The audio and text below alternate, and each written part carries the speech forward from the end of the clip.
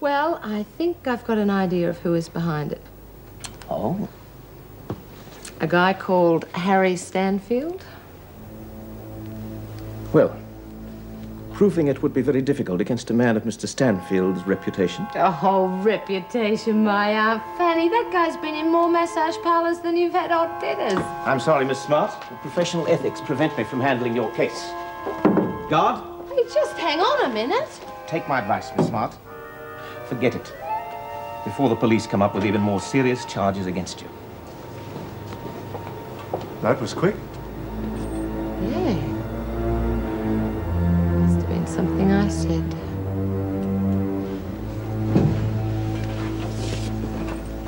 We've been expecting you. Put your things on that bench over there.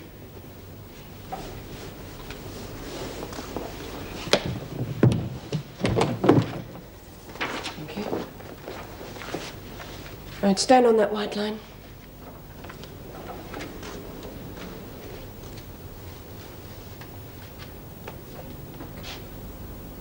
Your name is Carol Frances Lewis? Yes.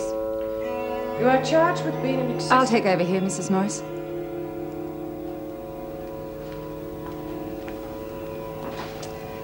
I'm the Deputy Governor, Lewis. My name is Powell.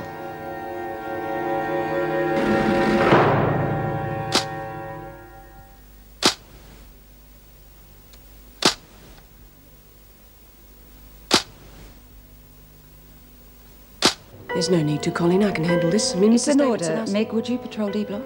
Well, Joyce Barry's in D Block, you know that. Face the wall. You won't give him permission to turn around. Your name is Carol Frances Lewis, is that correct? Yes.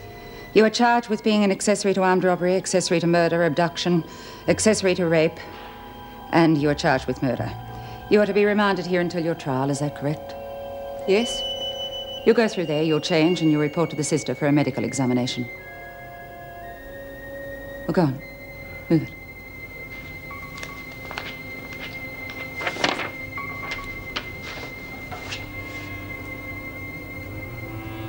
Well, there's something bloody peculiar going on, and that's for sure. I only mentioned Harry Stanfield's name. You couldn't see his heels for dust. Yeah, it's not like a solicitor to turn down a nice fat fee. Didn't he say something about professional ethics? Maybe he's Stanfield's solicitor as well. No, at least I don't think so. I remember when I was setting up the business, he gave me the name of his bloke, and it wasn't Saunders. I read in the paper this morning that Stanfield's going to sue the Dispatch for libel. He reckons he'll get $250,000 damages. You know, just as well he didn't print the one I was planning. If he'd seen that, he would have taken the buttons off their shirts. Don't you think they're going to print your story, Beth? Well, of course not. If the one in the Dispatch upset him, he would have had kittens if he'd seen mine. Why don't we put it in the Star? Oh, that's stupid, Jude. Then he'd sue us for libel. So what are they going to do to us? Throw us in jail? You know, that's not a bad idea. Well, what's the point if it's only going to be read in here? I can go around and tell everyone myself. It isn't, though. We have outside circulation, courtesy of Myra Desmond and the PRG. Oh, terrific. Worldwide distribution. I can just see breakfast at the Palace. Anything interesting in the paper today, Phil? No, Betty. Just an article about an old tart doing time in the colonies. Oh, how touching. I must send off a royal pardon before 11s. Now, look, don't go knocking the PRG. They may not be very strong, but they've got a voice on the outside. I reckon it's worth a try. That's right. The Star it is, eh? Oh, please yourselves if you think it'll do some good. Which dormitory are you putting the prisoner in? No dormitory. A single cell in H block. Do you think that's wise? Oh, why not? It's vacant. It's always preferable to put a remand prisoner in a single cell, if possible. Over here, Lewis.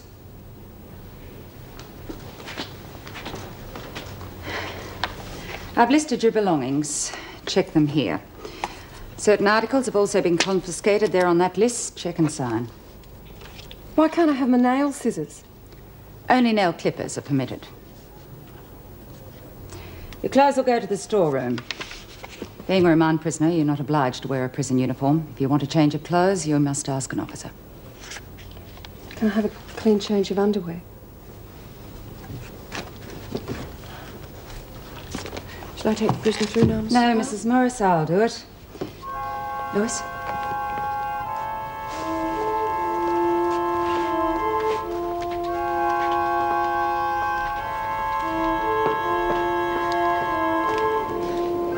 Julie, is Mrs. Davidson in? Yes.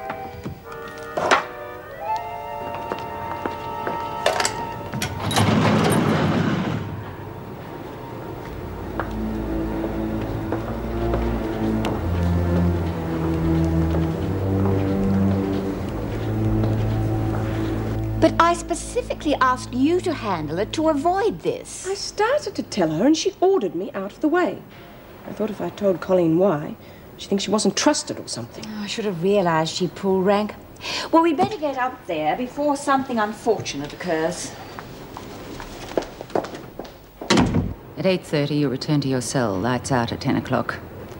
All purchases are to be made through the buy-up. Order forms will be issued weekly. Remand prisoners are not obliged to work. If you wish to do so, you must apply to the governor. Work duties are rostered in the laundry, workshop, or garden. You may also be required to do kitchen or cleaning duties. These are your regulations. You may read them so you are aware of your rights as a prisoner. They'll be collected in the morning. Have you any questions? No. No what? No, Mrs. Powell.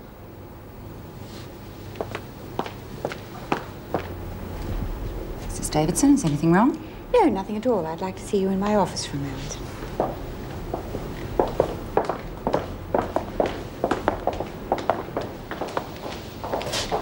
Is everything all right, Lewis? Yeah, fine. Mrs. Morris? I want to do some work. Don't want to sit in here all day. I'll arrange it for you.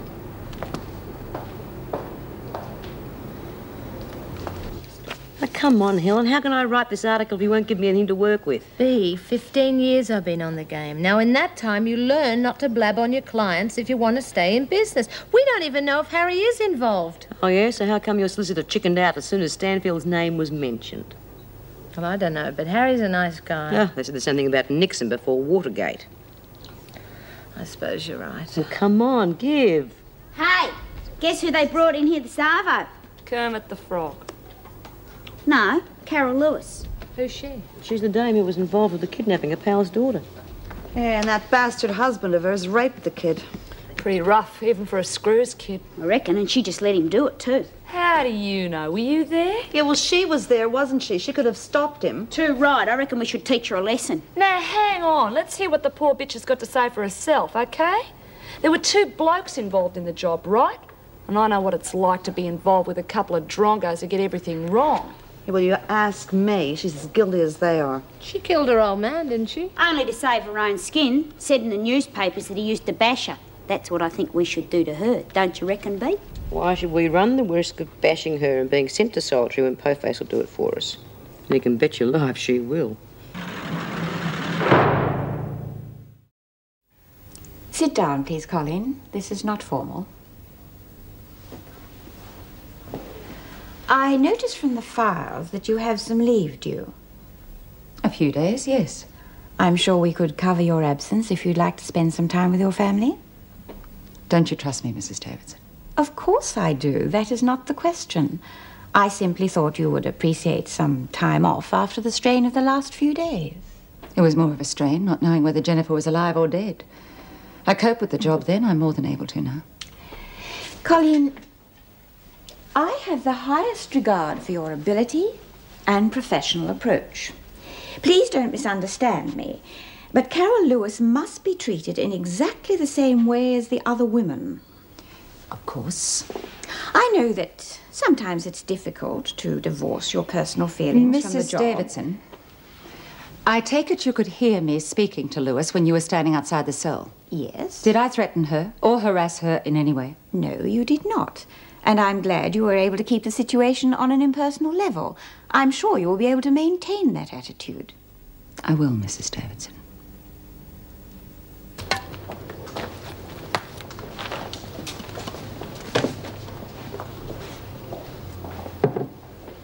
Hi.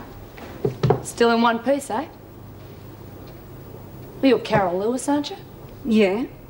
I thought a certain screw might have nailed your thumbs to the wall by now. Mrs. Powell. That's the one. She managed to control herself. Not leaving this lying around, eh? Why not? Well, it's good stuff. Don't want to leave it round where everyone can see it. I have heard a rumour that there are a few crooks in this joint, you know. Thanks. Margo Gaffney. This your fella? The one you bumped off? Yeah. Bloody waste of time blokes are. Wouldn't be half the women in this joint if it wasn't some bloke getting them into strife. Me, for one. Dougie was all right. He had an accident. He never really got over it. They got you working? I said I would. So sitting in here staring at the walls. They said they'd put me in the workshop. Oh, good. Come and meet the girls. Okay. Listen, don't worry if the women come on a bit aggro at first. They're a bit funny when it comes to kids getting raped. I reckon we ought to be grateful to you. With old Po-Face breathing down your neck so much, she won't look twice at the rest of us. Thanks. You really know how to make a person feel at home.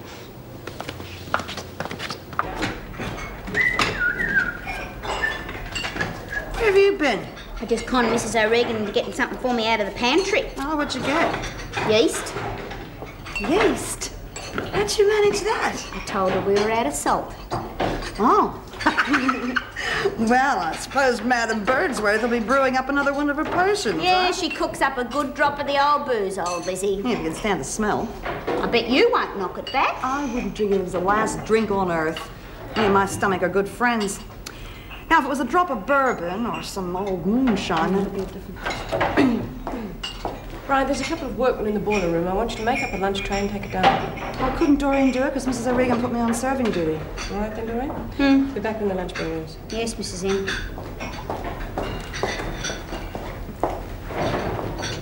Well, thanks for dobbing me in, friend. Well, that's the last time I'll do you a favour. What favour? More lousy work? It's just that talking to a couple of spunky guys doesn't exactly turn me on. There'll probably be a couple of dags. But you'll do it anyway, right? How's it going? Terrific. Good enough here to write a book. You know, the more I think about it, the madder I get. Bloody Harry Stanfield is behind this. I know it. Yeah, wait until this hits the press. It'll make a few people sit up and take notice. Myra likes a good stir. Oh, hello, here's a new face. This is B. Smith. She's the boss lady around here. This is Helen Smart, Lorna Young, Pam Jones. This is Carol Lewis. Oh. I believe you and your husband were responsible for kidnapping Powell's daughter. Well, I didn't have much choice in the matter. From what I hear, that kid didn't have much choice about being attacked either. Well, I couldn't have stopped him. He knocked me out. By the time I came to, it was all over. Oh, is that why you killed him? Partly. Dougie was sick. He was getting worse. It's bloody terrible to see someone you love getting that bad. He would have killed the girl. Mel, too. He probably would have killed me. Wait a minute, you've lost me. Who is the Mel character? He was the bloke who was... Shut up, Margo. She is telling the story, not you. Well, let her tell it. Geez, you lot are like the bloody cops. Margo? All right, now, for any other moron who wants to know what's going on, I will put you straight. A kid has been hurt. And we are trying to find out if Lewis had anything to do with it. Now, is that clear? I said, is that clear? Yeah. Right. Now, where were we? You asked me about Mel. Mel's the other bloke who's been in on it from the start. Well, he was just as worried about the kid as I was. Mel, he's a nice bloke. Oh, a nice bloke, eh? You on with him too, were you? No. Well, he couldn't have been too bloody nice if he shot through and left you holding the bag. Because I told him to. Look, I know it may sound a bit old-fashioned, and I don't know what it's got to do with the kid, but I really loved Doug.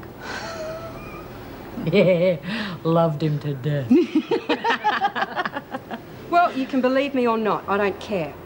I didn't enjoy killing my own husband. Oh, I did. I reckon she's fair dinkum, B. Yeah, Margo, and your opinion means everything. Oh, but I get the casting vote. I've got one of the screws after me, and now all the women too. Yeah. I reckon you got enough on your plate with Powell. Margo, show her how to use the guillotine. You were very sensible to volunteer for work. If I were you, I'd stick with the women in here and make sure you always have an independent witness around.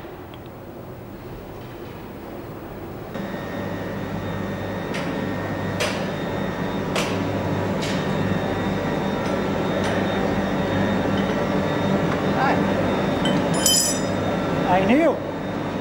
How's this for service? Not bad, mate. Not bad at all. Everything all right here? Yeah, no worries. Well, except we can't seem to find the lead off to the auxiliary drain. It disappears into that wall over there, but we can't check it because the door's locked.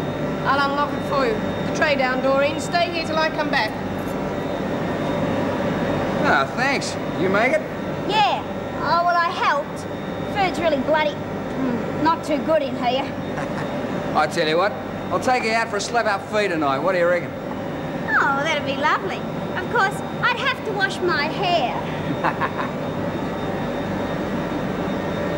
What are you doing here? Putting new pipes and elements in the boilers. All of them? No, only the big ones. We've turned this little fella off. Oh. Are you getting rid of it? Oh, eventually, I suppose. But these are ripper little boilers, though. Yeah, thanks, Mrs. Morris. We'll give you a shout as soon as we finish down here. Come on, Doreen. Bye. See you, love. Thanks for the lunch.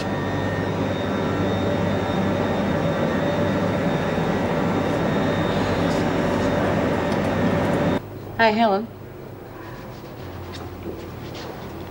I think that's about right. I just want to check a few points. Now, Smart's catering services was all Stanfield's idea, right? Mm-hmm. He got the idea overseas at some conventions he went to where everything was laid on, and I mean everything. Made my show look like a convent picnic from what he told me. And everything was charged to Stanfield Industries? Right. I used to send in an invoice to the accounts department and back came the cheque. Okay, listen to this. Stanfield gets Smart. There's always been one law for the rich and another for the poor, but not often does a story of corruption and victimisation come to light which is more horrifying than Helen Smart's. Helen has a number of famous and influential friends, one of whom, a Mr. Harry Stanfield, recently decided to turn his back on the world of industry and commerce to try his luck in politics. Never one to gamble without stacking the deck, Mr. Stanfield spent a small fortune buying advertising time to tell everyone what a fine, moral, church-going fellow he is. Helen Smart agrees. He's been a client of hers for years, and Helen makes her living from prostitution. LB, I don't know about this. If this gets out, my name will be mud. This is something you just don't do, kiss and tell. It's like lagging. Well, bugger the morality. He didn't think twice about setting you up, and this is the next 12 months of your life we're talking about. Oh, no, it isn't. This is the rest of my life. If this gets out, then I can forget about going back on the game. They'll cancel my season's ticket. I'm not getting any younger. Well, do we print it or not?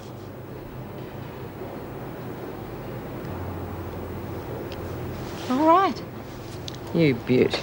Mr. Harry Stanfield, here we come.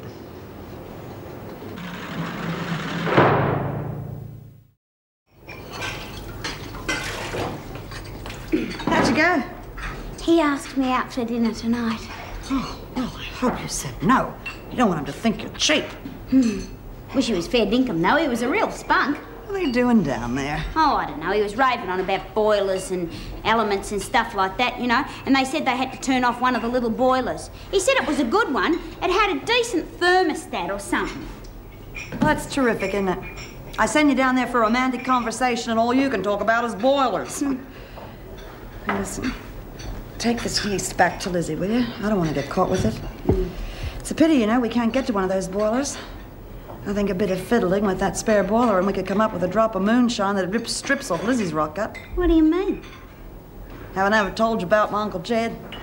Well, shut my mouth and draw and quarter me. My Uncle Jed used to make the best smash whiskey this side of Arkansas.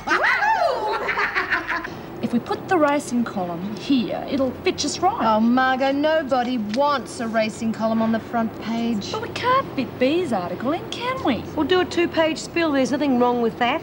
Look, what about we put Lorna's poem here and Lizzie's gossip column here? Are you kidding? The bloody poem doesn't even rhyme. I like it. Anyway, I don't care. I just want this laid out and printed up before the screws read it, because then they are going to come down on us like a ton of bricks. You just want your effort plastered all over it. Pigs I do. We've got something to say. Let's say it. Come on, Margo, you've got to admit it's a pretty good headline. Stanfield gets smart. Do what you like. Come on, Carol, give us a hand. Carol?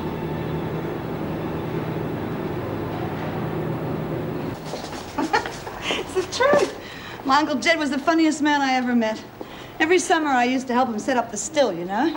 Keep an eye on it. He used to have it hidden away in the back of the barn. I'd get up in the hayloft as lookout.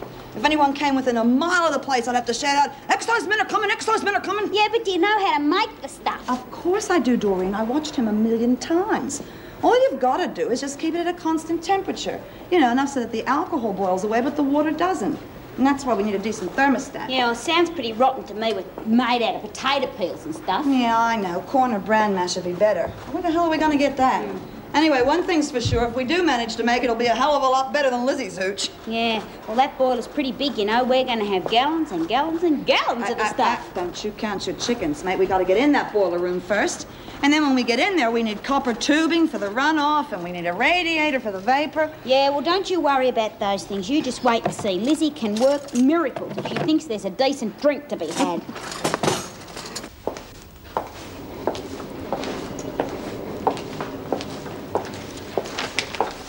There are 2 corrections in this one, Julie, and I'm afraid that one will have to be retyped.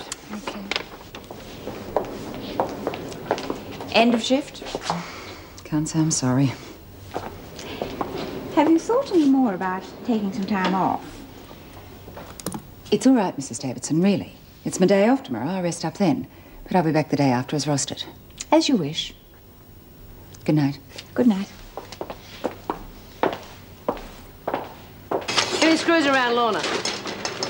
Listen, Carol, grab some string, tie up this bundle of copies over here. Myra Desmond will be picking them up later for the PRG. We have got to get these out before anyone reads it.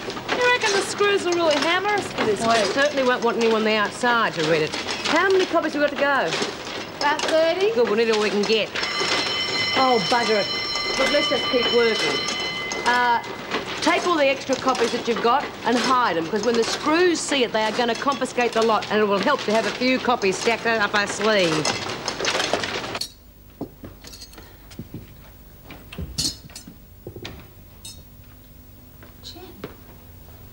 What are you doing here? Mum, you frightened me. I told Arlene I didn't want you left here on your own. It's all right, Mum. She only dropped me off an hour ago. I can't be with a bodyguard for the rest of my life. Sit down. I'll do that. I can handle it. Oh, okay if I help. Where's Robert? Next door playing snooker with Mr. Henry. Oh. You go on with this. I'll see to tea. How was work? Oh, same usual boring day. On the news tonight, they said Carol Lewis was in Wentworth. Yes. Is she all right? Oh, darling, you don't have to worry yourself about her. She's pretty good to me, Mum. How can you say that? It was her idea to get in touch with her to let you know I was all right. He bashed her up when he found out. If she hadn't shot him, he would have killed me. And if she'd done it in the first place, he wouldn't have attacked you. It wasn't her fault, Mum. She was scared too. Scared? Oh, no, darling, she wasn't scared. She'd known him for years. They were 2 of a kind. See, people like that, well, they're different. They've got this criminal mentality. They don't see things the way normal people do. They think the world owes them a living. Anyone who gets in the way of them taking it's just pushed aside. They don't give a damn about anybody, anything, as long as they get what they want. As far as I'm concerned, they deserve all they can get. And I'm going to make sure Carol Lewis gets hers.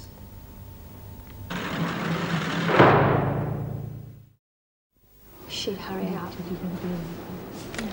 That's the lot. No missing bodies. Good. If you do find a missing body, can I have it? I'm getting sick of the one I've got. Hey, Dawn, did you get that yeast out of the kitchen like I told you? Yeah, and I put it in the dorm. Or did I leave it in the kitchen? I can't remember. Oh, come on, Dawn. Pull your finger out. I can't make it out of thin air, you know. Well, my head's still pounding from the last lot you made. Oh, don't muck about. I make my brews good and strong. How would you like a brew that was good and strong and refined? How do you mean? Doreen went down to the boiler room to take some lunch down there to the workmen. Tell her what you found. Well, found this old disconnected boiler. It's got a thermostat button. So, if we add a little bit of copper tubing or wire, some magic ingredients, simmer it gently, what have we got? A still, right? Yeah, but the boiler room's all locked up.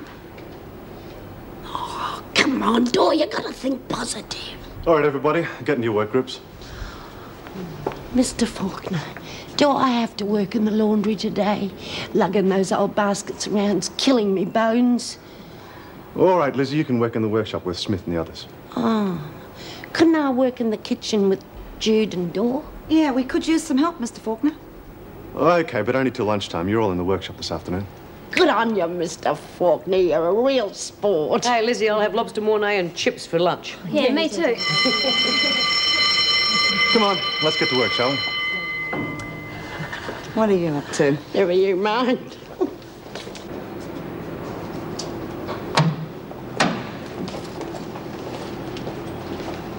When did you do this? Yesterday, we worked late. We'll get these out of here before anyone here gets a chance to read them. Oh, you didn't waste any time?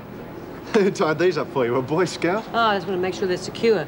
Those are for the PRG. You don't know when Myra Desmond's collecting them, do you? No, I'll take them through to reception, though. She should be coming by sometime today. Thanks. Okay, girls, we'll get some work done. Oh, Smith, while I'm taking these, I may as well take a few loose copies to spread around. Oh, well, I haven't sorted them out yet. Why don't you go ahead and I'll get your copies to you later? No sense in making 2 trips, I can wait. Well, okay, I don't know. What have I got here? Some for reception, and there's D block, and that's H blocks. Look, I just don't know how much I've got here. Look, can't you come back later? There's plenty of time, no hurry. Oh, okay, I suppose you can have D blocks. There you go. Thanks. What are we going to do now? We keep our fingers crossed and hope like hell that the PRG copies get out of here before the proverbial hits the fan and all hell breaks loose. Come in. Paper, lady? Buy a paper? I'm saving up to buy a bike. Thank you, Mr. Faulkner. My pleasure.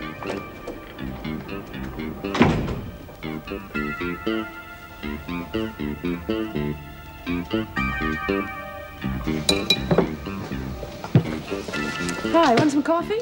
Sorry, no time. Here's something for you to read, though. See you later. Busy little thing, isn't he? Read all about it. Get your paper here.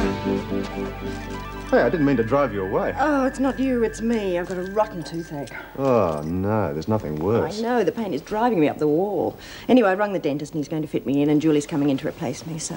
Here, take this with you. You can read it while you're waiting for the drill. Oh, thank you. Well, I'd better get going. Oh, take your thieving hands off. I'm hungry. Well, have a carrot. It's fewer calories and it's good for your eyesight. Oh, that's a load of bull. Have you ever seen a fat rabbit wearing glasses? Well, seeing you're in such high spirits, you won't mind setting up a tea tray for the workmen in the boiler room. I'll do it, Mrs. Bailey. I need to stretch my legs. And your imagination. Oh, they'd starve to death if they were waiting for Dor. I'll fix it, Mrs. Bailey. Right, Lizzie, I'll be back for you in half an hour. No worries. You're a spoil sport. I wanted another chance to talk to those 2 spunky blokes. You'll get more of a kick out of some good grog than you will wiggling your bottom at some boiler room blokes. Now fix that tray because I've got a little job to do. Hey, I need that pastry. I've got to get it to make an impression of the boiler room key from Mrs. Bailey. You sly old bugger. Do you reckon Bailey's just going to give you the key and let you take the impression? She won't even know I've done it. You got no hope. I've got more hope than you have of getting off with one of them boiler room blokes. So there.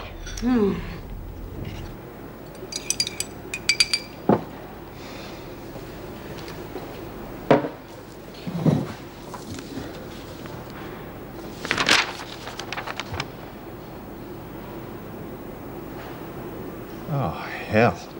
That's all I needed. Mr. Fawkner, I presume you've read this article on Smart? Yes, I was just on the way. I fail to see how this could possibly have happened right under your nose. I had nothing to do with it. I don't want excuses, Mr. Fawkner. I want action, and I want it right now. Yes, of course. All copies of the newspaper are to be confiscated at once. I want a complete cell search to make sure every copy is impounded. Is that clear? Yes, Mrs. Davidson, I'll get right on to it.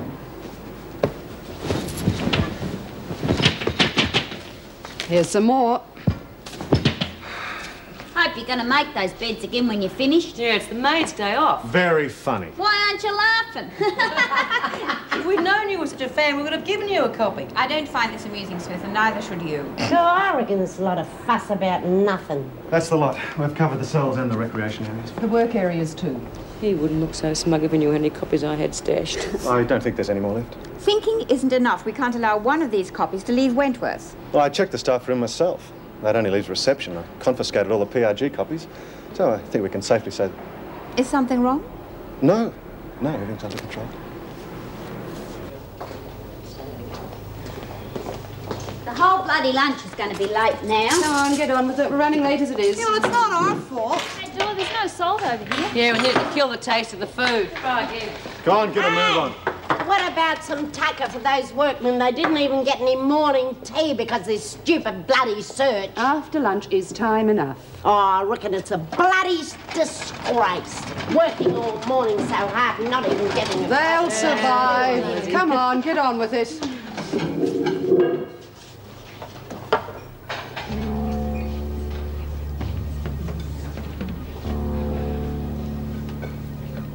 Sprung.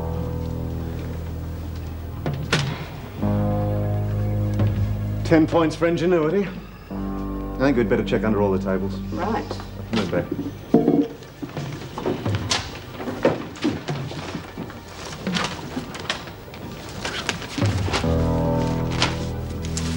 That, I believe, is that.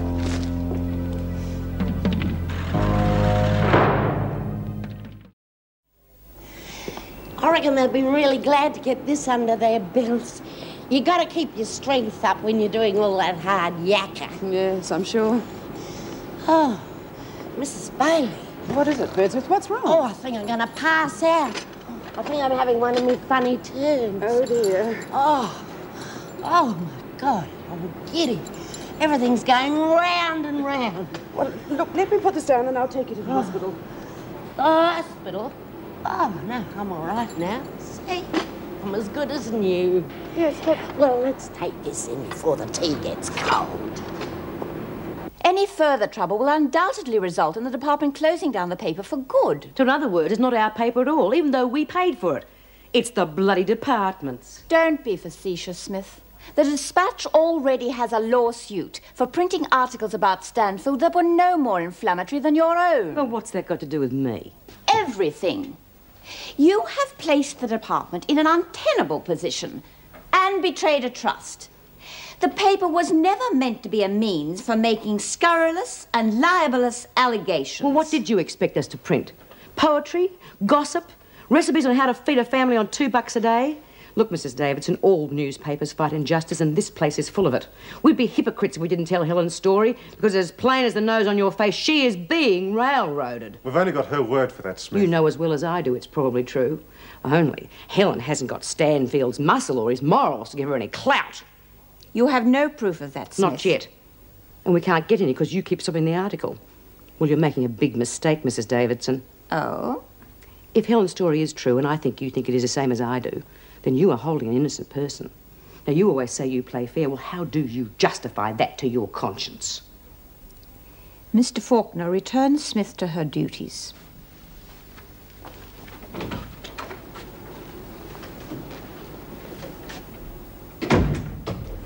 Hey, listen, what was that new way you were telling me how to dry lettuce? Oh, well, you put it in a pillow slip and you moil it round like that. Dries it. Well, you took your bloody time. We cleaned up without you. Birdsworth wasn't feeling too well, so I took her along to see Sister Franklin. Yeah, and she gave me some rotten pills. You feeling all right now, love? I told her it was only me age. Well, we're finished in here, Miss Bailey. That's good, because you're a little overdue in the workshop. Well, what about Lizzie? Maybe she shouldn't work if she's feeling crook. Me crook? I might be old, but I haven't finished yet. I haven't felt better in 20 years. Good on you, Lizzie. Lead on, Mrs. Bailey. She means it, Bea. Any more crusading and that's the end of the stir. Look, Mr. Fawkner, I am no crusader, but I hate the way you make it sound like a dirty word. Now, you've made your point, and so has Mrs. Davidson. What do you mean? You must have got a big kick out of confiscating all those newspapers and showing everyone what a super efficient person you are. Come on, that's my job. You could have let a few copies slip through. No one would have known. I would have known. Look, I help you all I can, but I'm not going to start jeopardizing my job or go against my conscience. Conscience? You're just like all the rest that rave on about helping us. But when it comes down to the nitty-gritty and you have to lay yourself on the line for someone who's getting a raw deal, you chicken out. Conscience? I don't know how any of you sleep nights. Hi, Bea. I was afraid David might put you in solitary. Oh, no, she slapped me over the wrist and ticked me off for being a naughty girl. True. Not exactly. I got a big lecture about betrayal of trust and... Oh, it's all such a waste. If we could have got just one copy out, we would have had Stanfield over a barrel and Helen would have had a chance. Geez, I'm sorry, Bea.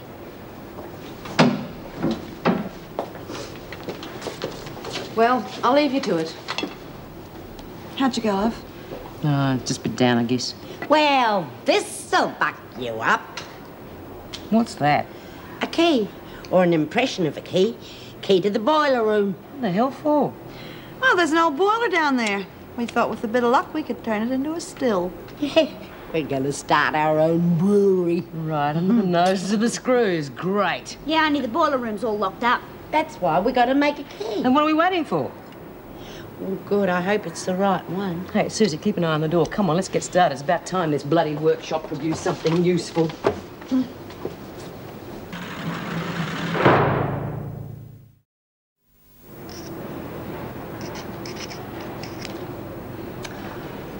Hurry up, Jude. You want it to work, don't you? Listen, if this boiler isn't any good, how long will it take you to set up the still? Oh, it's not setting it up that takes time. It's finding all the stuff. Yeah, we need some pipes and some glass tubing and... We'll need some hose. Well, where are you going to get that stuff from?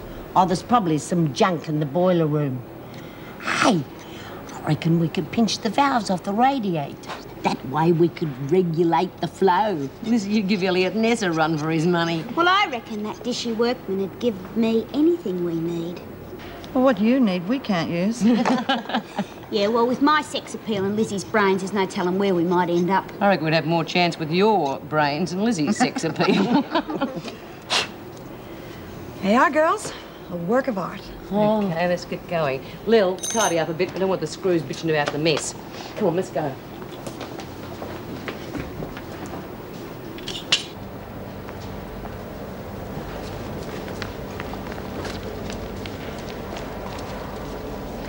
Susie, better keep watch just in case the screws get nosy. Oh, Bea, I want to see the still. You're too young to drink anyway. Now go and keep watch like a good kid. Come on.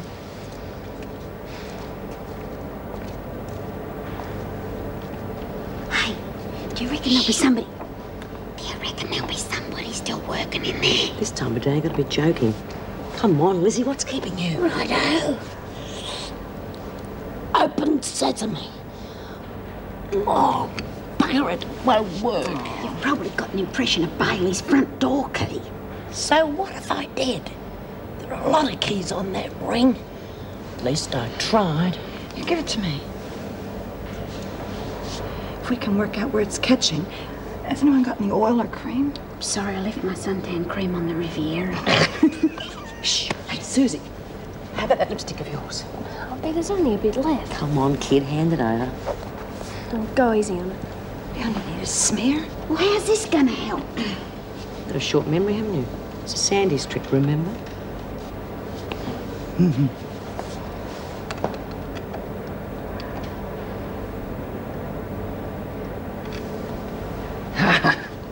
See? See where that's worn off a bit there? Yeah. All I gotta do is file that down. Bob's your uncle. I'll be back in 5 minutes. Yeah. It still looks a bit suspicious just hanging in the corridors. I'm going to walk down here and check them out.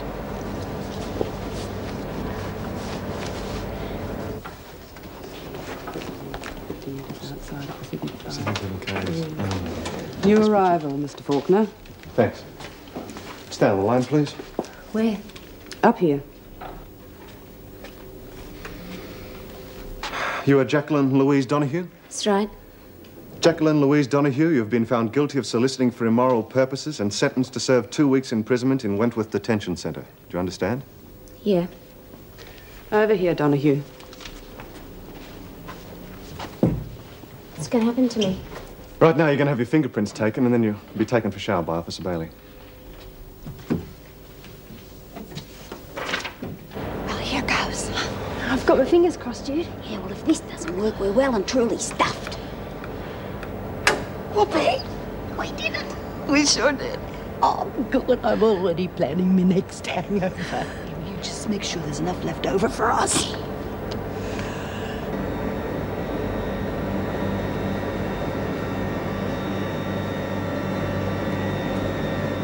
That's it over there.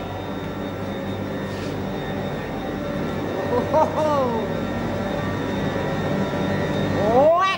What a little beauty. What do you reckon, Jude? It looks pretty good to me.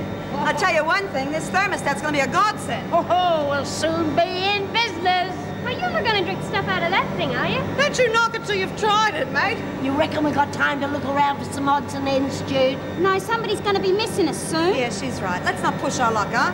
We got a lot of planning to do. Come on.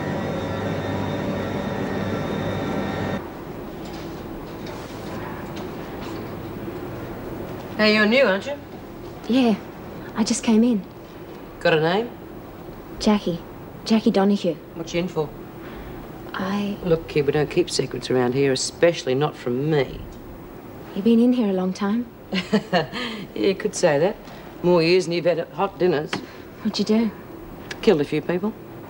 I reckon they should have given me a medal. So if you want to know the ropes, ask me.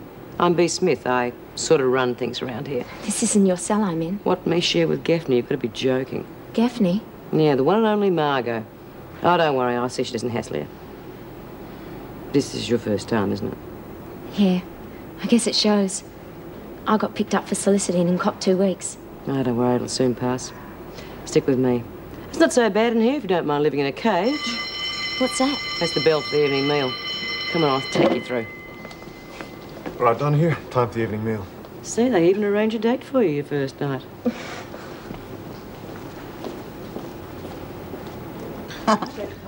You reckon your stuff's strong, Lizzie? You should taste my Uncle Jed's stuff. Now, that was something. Was he a real hillbilly, Jed? Was he a real hillbilly? He come from the Ozarks, woman. His stuff was so powerful, could take the veneer right off the furniture. Why, my dad used to sell it in the city as paint stripper. God.